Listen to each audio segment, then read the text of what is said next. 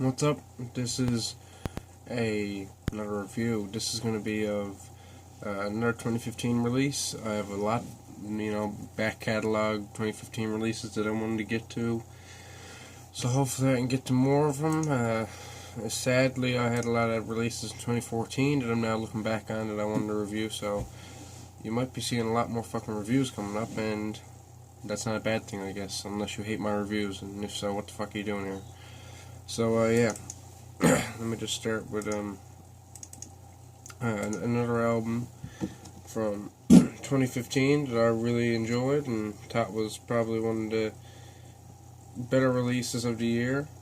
This is going to be The Sword. The Sword's High Country. Now, this album I seen had gotten some shit reviews, not even because people were like, well, I've seen people talk about it on Facebook saying, oh, well, I was very disappointed in it, it wasn't exactly what I wanted, and I can understand where they're coming from, because it's Sword, fucking generic album number, I think this is album number 5 or something, so they've been doing the same shit for about 5 years, for about, almost 10 years now. They've been putting out this similar sound on their albums.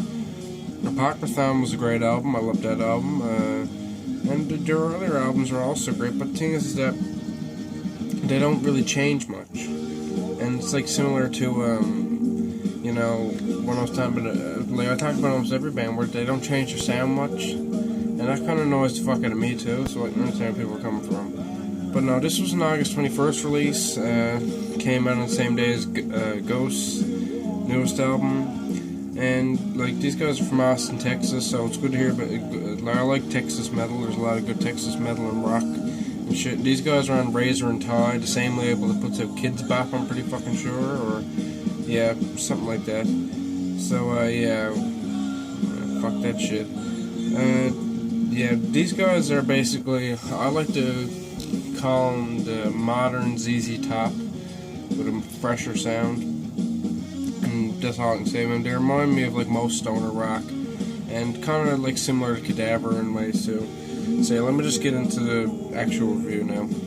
Unicorn Farm, really strange instrumental. I really did like it because it has a really nice weird sound to it, and I like weird instrumentals. If they're gonna put an instrumental on the album, make it sound somewhat different than the other stuff, which is what it did, which is great. And it's just very fuzzy and psychedelic sounding, and the way they modulate the guitars, it sounds really fucking awesome. Then we move on to Empty Temples, which is the song playing. This is probably one of my favorite songs on the album, because it's just good vocal performance and just good performance overall, groovy riffs, and the song is just catchy overall. The vocals are the same as Apocryphon's vocals, they're pretty similar, and that's a good thing. The consistency is there, but I was hoping for some change, consistency is good, but you don't want the exact same fucking album over and over, and it kind of seems like that sometimes, and I don't know, some people like this, some people don't like it, so my opinion is just eh. So yeah.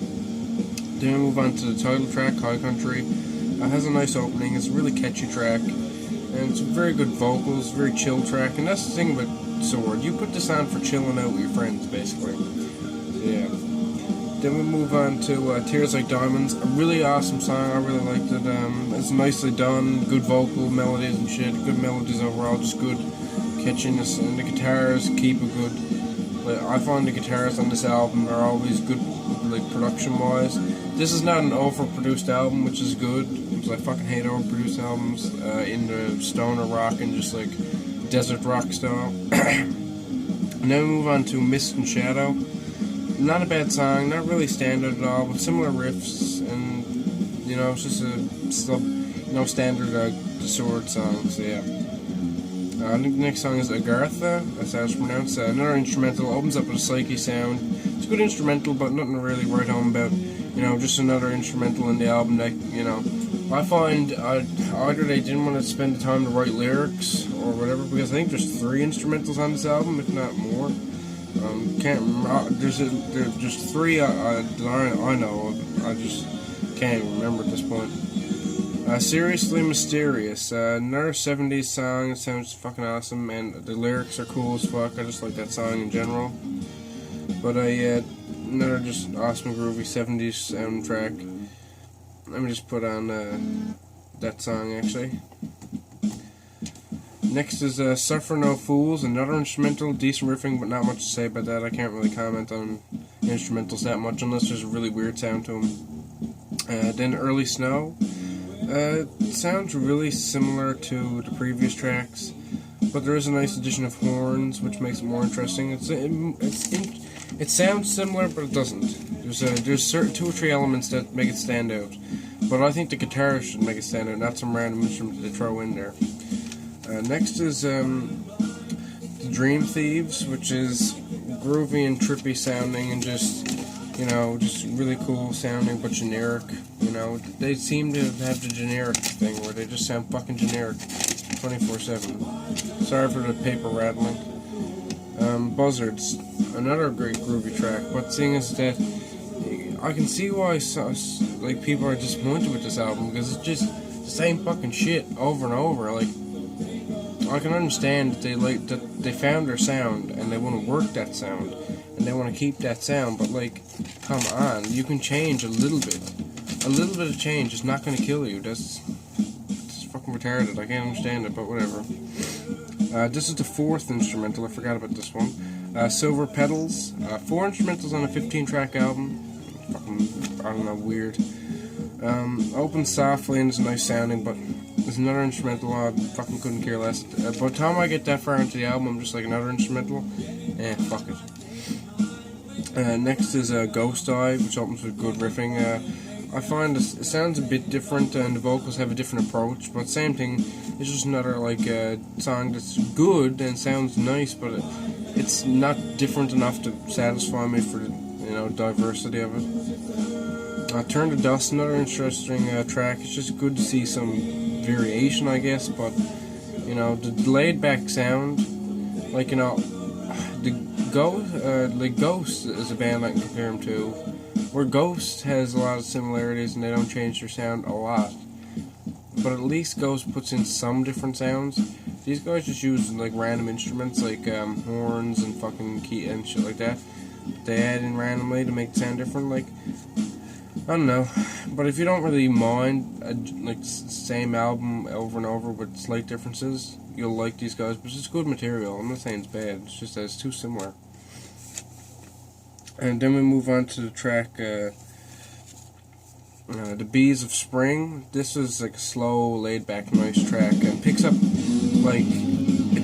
end of the album and leaves us on a good note. And I really like that track. I was like, well, at least it's a fucking good track to leave the album off with. I wasn't fucking disappointed in that a lot.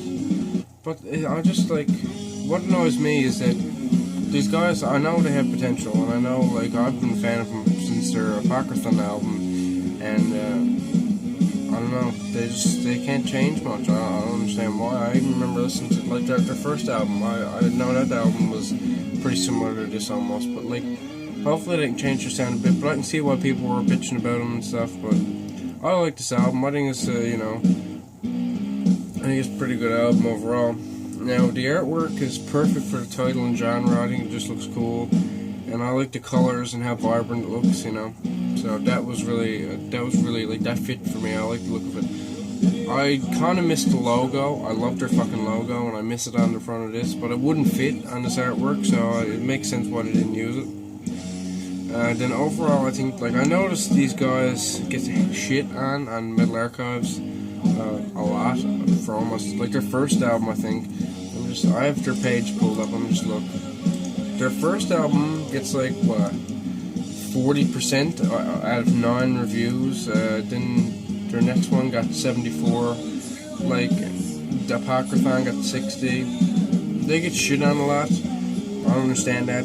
I know if you're not a big fan of stoner rock, you're gonna fucking hate these guys. But if you are, you should enjoy these guys a fair bit. And they're not completely original, like I said, but they execute good stoner rock / metal, stoner metal. And their sound doesn't need to break off from their usual sound a lot. And I know it doesn't break off a lot, but the thing is that, their sound is in a way where you kind of want to say the same, because I don't see these guys doing like anything different really. Their vocalist, unless he's in an art project, but I'm pretty sure he's not. Like I can't see him doing much else, much like other shit than Sword. Maybe like a blues rock band, but that's about it. So yeah, like this is just another Sword album. It's not too diverse, not too different from the previous four, but what can we expect, you know? If they use more varied riffs and you know, drum beats on their next few albums, maybe that'd be like, because they do it more like just the average stoner rock drum beats and the average stoner rock riffs. If they change it up a bit, I can see their next album. If they change their sound just enough, and they put in different vocal sounds where it's not just the same vocals over and over again, there's more highs and there's more lows and there's more variation, I can see these guys being like reviewed with 90% on fucking Metal Archives, with fucking 9 out of 10s all across metal media and shit. It's just that they don't apply what they have, and it kind of annoys me, but in other sense, like, I'm glad that they're consistent and they're not fucking ruining their sound every time they make an album. At least they're making good albums every time. So peace the fuck out, guys. I give these guys an 83 out of 100 and hope to see more releases, because I like these guys and they make good shit. So peace the fuck out and chill the fuck out.